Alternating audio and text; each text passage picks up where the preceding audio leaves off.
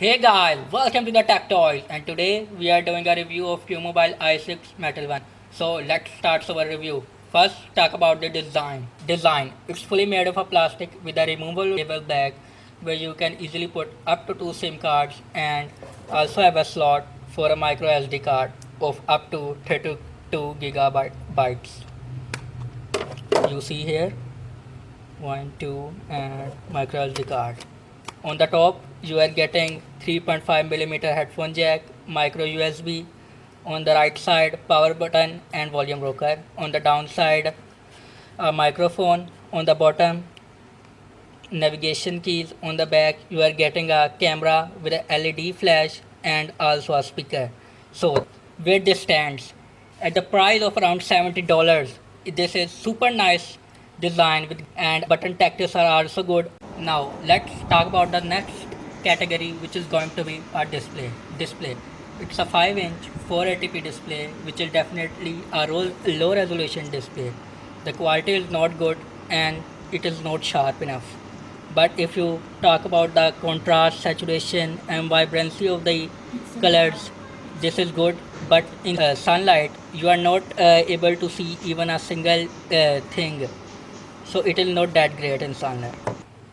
Now let's talk about the sound.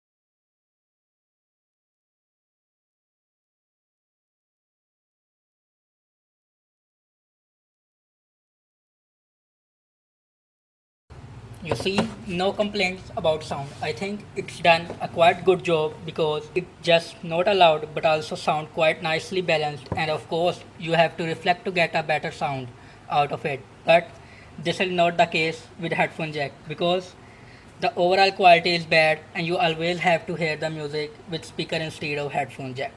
Now in terms of performance, the performance of the phone is not that great as it runs 1.3 gigahertz quad core processor with 1 gigs of RAM. You see there. It takes so much time to open only a single app, and also YouTube takes so much time.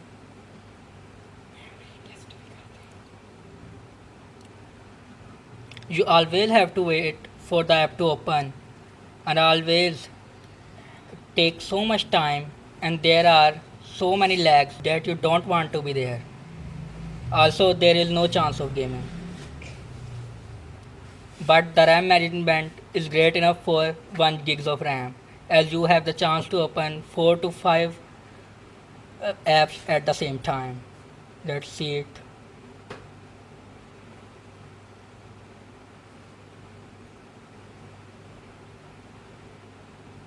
Now in terms of battery, this phone comes with 2000 mAh 3.8 volt battery with no support of fast charging. You see there a battery.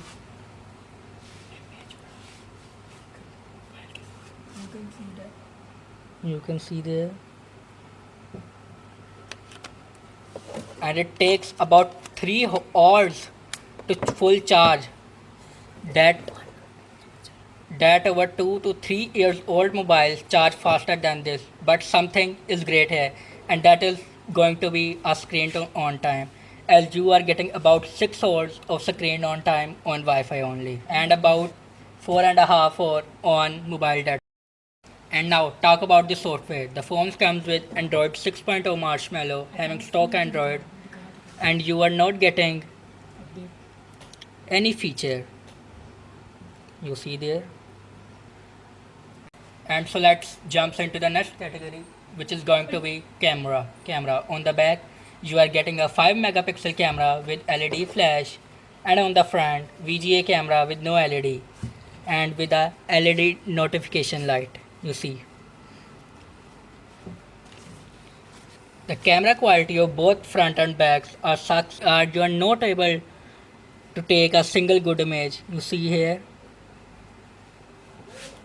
it is not focusing. There is no focus and autofocus in the camera, anything like that. Let's jump into some camera samples.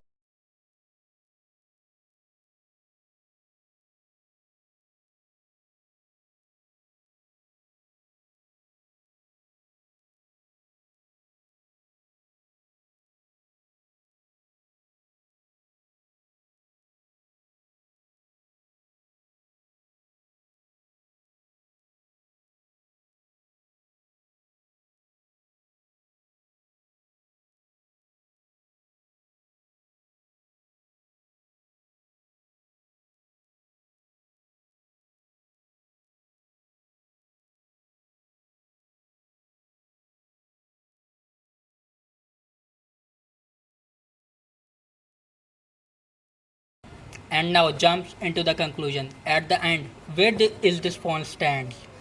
For me, this phone stands for those who only wants a great design, sound, and nothing else for the price of around $70, which is around 7500 PKR. So thanks for watching and subscribe to our channel. Peace out.